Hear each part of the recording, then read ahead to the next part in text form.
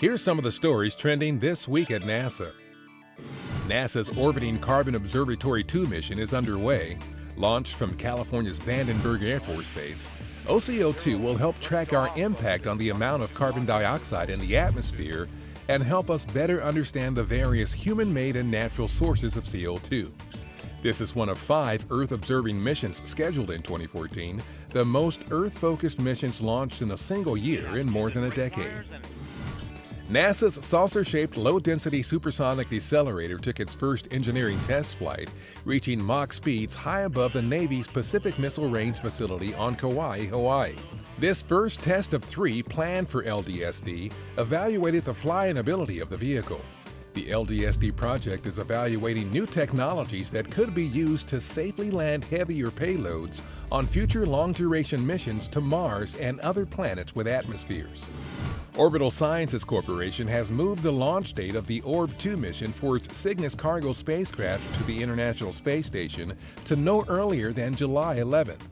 Orb-2 is the company's second of 8 cargo resupply missions to the ISS under its commercial resupply services contract with NASA. Cygnus is scheduled for a 40-day stay at the station while the ISS crew unloads supplies and materials delivered and then loads Cygnus with material for disposal. A scale model of the 70 metric ton Space Launch System is being tested at Langley Research Center. The testing will help engineers at Marshall Space Flight Center, where the SLS program is managed, better understand the performance of the integrated system and fine-tune the performance of the rocket. NASA's Cassini spacecraft is celebrating 10 years of exploring Saturn. Cassini, with the European Space Agency's Huygens probe, reached Saturn on June 30, 2004 for a planned 4-year mission.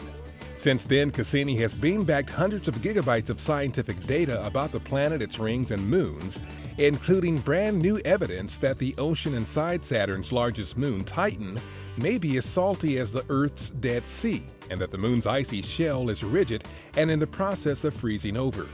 These findings could indicate a less than habitable environment. The spacecraft has even turned its gaze back toward us, providing the first heads-up of an interplanetary photo op of Earth from Saturn, which gave Earthlings around the globe time to gather and wave at Saturn. And that's what's up this week at NASA. For more on these and other stories, follow us on social media and visit www.nasa.gov/twan.